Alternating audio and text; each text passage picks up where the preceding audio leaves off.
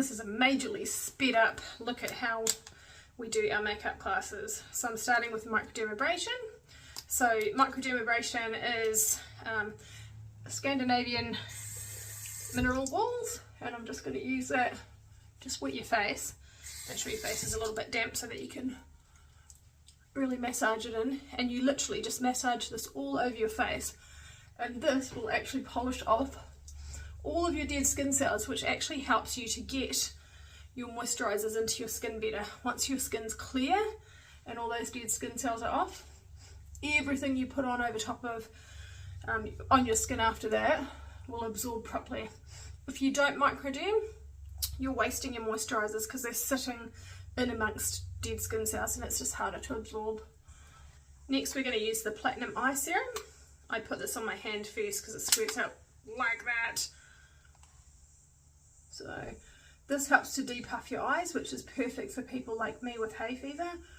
As you can see, I've scratched my eye till it bled last week, so that's how bad my hay fever is. But if I scratch as well, it makes my eyes all inflamed and puffy. So this stuff actually depuffs your eyes. It's got active ingredients, so if you're sensitive skinned, you might want to test patch this first, but you can actually feel it tingling around your eyes. You can also put it over your top lip where you get those little wrinkles coming on. It's called Tight, Firm and Fill. That's what it does. Now I'm going to use our Irena Wild Melon Wonder Oil. Just a little squirt of that. And this has got 11 different oils in it. So it's so hydrating and beautifully nourishing to your skin. You can use this as a serum, as a moisturizer if your skin's already quite hydrated. You can use it in your foundation to thin it down a bit, or you can use it underneath your moisturizer if you want a bit more moisture. It's the most beautiful, incredibly beautiful product you'll ever try. Now I'm just going to put on a little bit of moisturizer, and this one's got a 15+ in it, which is really good. Honestly, the reason why you make sure your skincare is really good, particularly before you do makeup, is because it'll make your makeup sit so beautifully on your skin. It could be the difference between a good makeover and a blooming great one. I mainly use our Nutri-Rich oil at night time, but sometimes if my skin just feels like it needs a little bit more hydration, I'll use it during the day as well. It is just the most intensely nourishing, it's like Irena on steroids. It's absolutely the most amazing moisturizer you'll ever use, and it's my holy grail. It's completely changed my skin. Now I'm going to start with our makeup. So this is our blurring primer. All of our products are vegan and plant-based and have no nasty chemicals in them, and nor does any of our makeup. This blurring primer, literally what it does is it's the foundation for your foundation. It just makes your makeup sit on your skin properly. It prevents your foundation from seeping into your pores or any nooks and crannies. So it's just a good thing to start with, having a primer on your skin. Just pat it in, so just let it sit on your face till it goes a bit tacky. Now I'm going to use my favourite foundation, which is called Flawless Air Serum. You've got to give it a bit of a shake because it's a serum based foundation, so it nourishes your skin at the same time as you're wearing it. So I'm just going to put a drop on my hand. You can have between 1 and 3 drops. You don't need a lot. Girls are always surprised when they see how little they put on and get such a good coverage. So watch this. We'll do one side and just buff it in. And now I'll show you the other side. So that's one side, and then that's the other. You can see all the light skin discoloration, dark under the eyes, and then the other side. Beautiful, eh? Beautiful foundation. So I'm just going to look at the difference between the darkness under my eyes there and on this side. So now I'm just going to do the other side. Now I'm just going to put a little bit of setting powder on my skin just to set that foundation so that I can put on some powder colours on the rest of my skin. I'm going to use my matte palette to create an eye look, and I'm going to use the number 6 here at the end. Using my smudge brush, I'm just going to go swipe down the center of here, and I'm actually just going to have a look at where my crease is on my eye. Often as you get older you lose that crease, so if you can't find that crease, just work out where it is. If you put your makeup brush to the back of your eye and find where your crease would be, if you've got any fat or skin hanging over that area, just put this line over top of the fat. We're just trying to create a look of a crease right here, and we're just going sort of halfway along. And do that on the other eye as well, and you just want it to be even on each side. Once we've got them even, I'm just going to use my fluffy buffing brush, and I'm just going to go backwards and forwards over the rainbow, round and round in little circles, holding at the end of my brush so it's nice and loose, and literally just going to go backwards and forwards in little wee circles. You can see me doing little wee circles, and keep doing that until you break all of that colour up. You'll see that that colour looks all smoked out eventually, so keep blending until that colour looks all smoked out. You don't want to go outside of the edge of the bottom of your eye there, or outside the end of your brow there. You want to keep all your colour in the line of your eye here. So keep blending that. You can blend upwards, but keep blending that until it's all smoked out and it doesn't look like any harsh lines right there. Tightlining is where you put the eyeliner into the waterline, the top waterline of your eye. We do that because we like to keep our eye makeup up on top of the lid as much as possible, because as you age your eyes start getting droopy and heavy.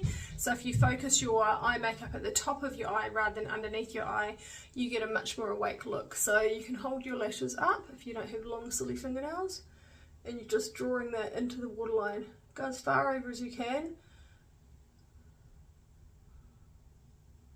Can be a little bit tricky videos, but look how awesome and defined it makes your eye look with just that little bit of eyeliner in the waterline. So nice, eh? And then it keeps you from having to take up space on your eyelid, which we actually lose quite a bit of space in our eyelid as we age, so we don't want to be putting eyeliners on top of our eyelid space. We want to keep that space as clear as possible.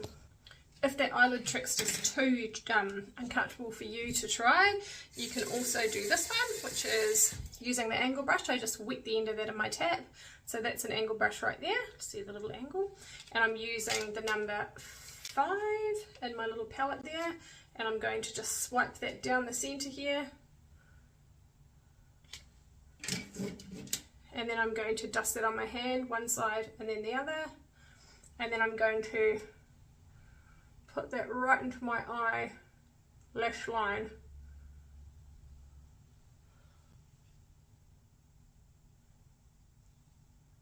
And if I put it in my eyelash line, you're still not taking up that space on your eyelid.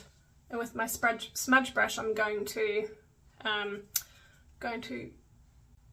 swipe across the top of my eyelid there, just to kind of smoke that colour out, and so that there's no little dust particles out of that eyeliner that are going to end up down your face, because this eye makeup look that we're doing is going to stay on your face all day, and it's not going to run, it's not going to end up down your face. So that's another good one for us in this age group, because you can often get quite watery eyes in this age group. So when you're trying to create space on your eyelid, you want your colours to be light, so you can either go with a nude colour, which I'm almost out of, but that's a nude colour, and you can put that on your eyelid, or you can go with a little bit of shimmer if it's a lighter colour rather than a dark one. If you're going for the light colour, you just want to, it's easier to press on with your finger, but I'm just doing this because my fingernails are too long at the moment, so I'm just putting the white on here. Don't put it over your transition colour that you've already blended, just straight onto your eyelid. And you'll see that just having that whiter eyelid, or that nude coloured eyelid, it makes your eye lid just stand out a little bit more. Otherwise, if you want a little bit of shimmer, you can do, I'm using the Lust palette for this one, and I'm going to use that nice caramel colour. Nice and light, and just a little bit of zhuzh, and I'm putting that straight over my eyelids. So that's totally up to you if you want to have a little bit of shimmer. Shimmer is fine in this age group. Glitter I'd probably stay away from, but look how pretty that is. Like, it's just really just a little bit of glam. So you can either go with the nude, or you can go with a little bit of glam. Totally up to you. Right, next we're going to do our brows. Every time I do my brows, I use a wipe and I take some of the colour out of my brows from the foundation. Doesn't matter how little or how much foundation you've been wearing or you've put on, you'll still get that out of your brows. And look how alive your eyebrow looks compared to the other mattified one when you take the foundation off. I do that as well because when you put a pencil on or an eyebrow powder, if you've got the foundation in your eyebrows, it can actually look quite gingery. So unless you've got naturally ginger eyebrows, we don't like that look. I'm also going to take the foundation out of my hairline right here. And that's a lot of yucky foundation colour. Now I'm just going to smooth over that with my fingers, just so that we haven't got like any white frame around our face from where we've taken the colour off. Our eyebrow brushes have little spoolies at the end, so I tend to brush my brow up first, so I'm going to brush them all the way up. Then I look at them to see how much sparseness is in each side.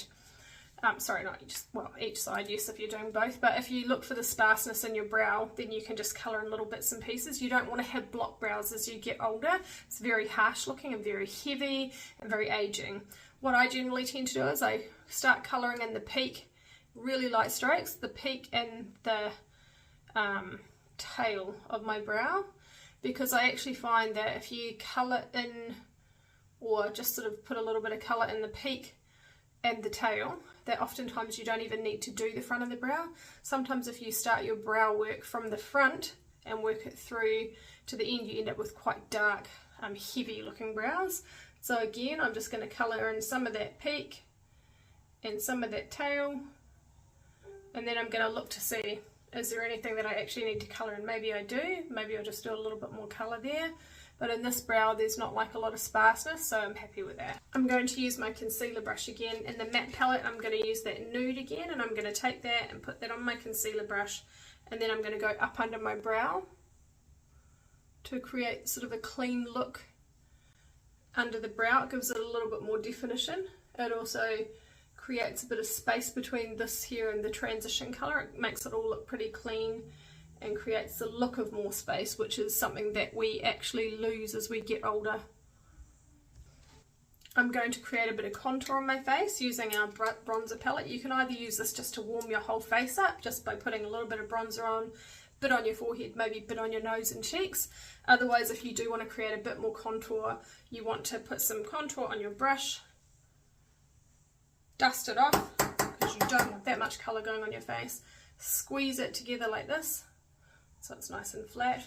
Going to find the underneath our cheekbone, so it's about the top of the ear down to front of the face, side of the face here. You don't want to wrap around the front of the face, otherwise you're going to look like the Joker.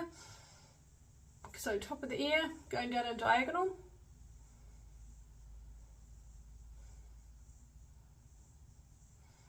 And that's creating our crease there. So dark recedes and light brings things out. Dark makes things look deeper and light colours make things stand out more. So with this, we're creating the effect that's a bit more depth in here in our cheek, so that our cheekbones look a little bit more popping. So I'm going to do that on this side as well, but I'm also going to show you if you wanted just a basic contour understanding, you just want to put it anywhere you want to reduce things. So I've got a bit of a high forehead, so I just put a little bit on my forehead here, and then we're coming around and we've done the cheekbone. We're going to come back round here underneath the jowl and the jaw. My jaw's a bit strong, so I can dust a bit of that out as well. It's just creating the illusion that there's less of that there. So basically we've just done a 3, see that, and then on the other side you just do the backward 3.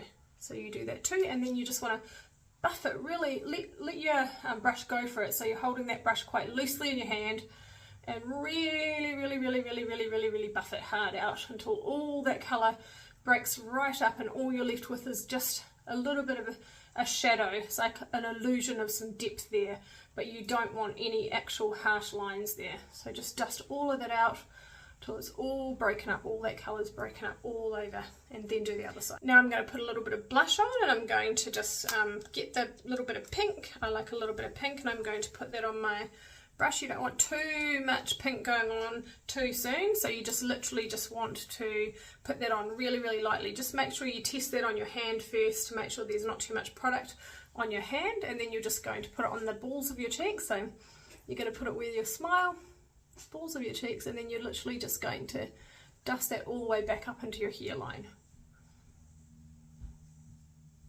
And then same on the other side, and then you can put on as much as you like, as much as makes you feel like you've got enough.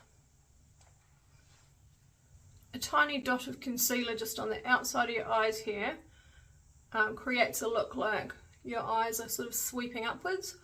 If you put too much concealer all around this area, it's going to make your eyes look really heavy and it's quite aging. So you just want to put a tiny little bit on the outside of the eye and then just tap it upwards, and it gives you that look of it being more awake. And then we've all got this little dark vein on the center of our eye here. So if you put a little bit of concealer on the inside of the eye there and then just press that in, and that will actually create a lot brighter looking eye. Instantly takes away quite a lot of the look of darkness around your eyes. I'm going to put a lip pencil on instead of lipstick today.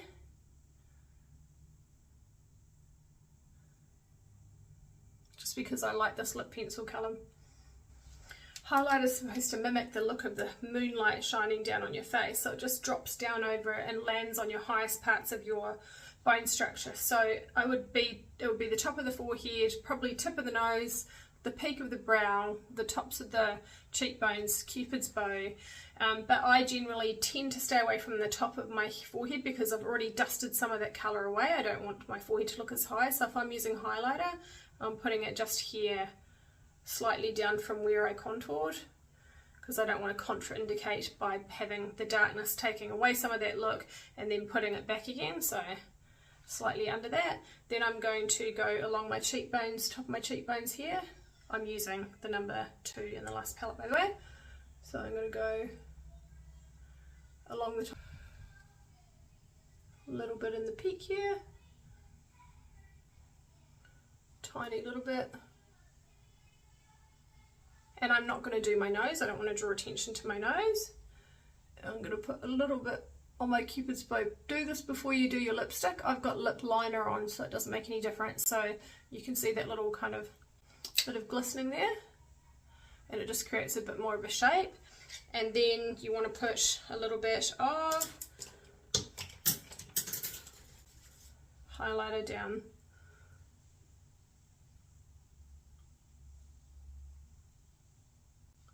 the lines, and that just makes it look like your lips drawn up a little bit.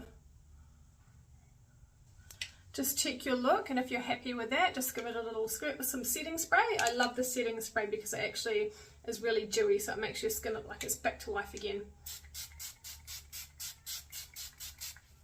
And once that setting spray is set, then you just want to use put your mascara on, and I'm using our beautiful 4-in-1 Nourishing Conditioner mascara. Our mascaras are awesome because they don't have tars in them, so they don't suffocate your lashes, which make your lashes get all brittle and breaky.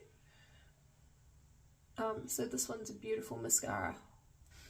And now I just need to fix my hair and we're all good to go. These 4 beautiful skincare products that we used at the beginning of this makeover, the whole lot of these are worth $235.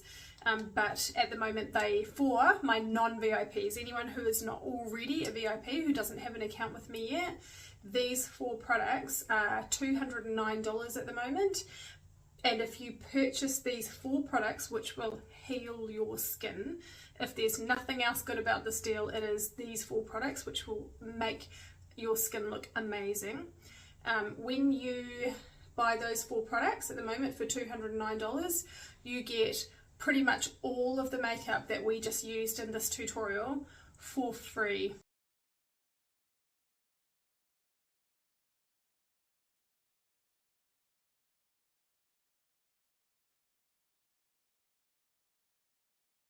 So it's like $737 worth of product for $209.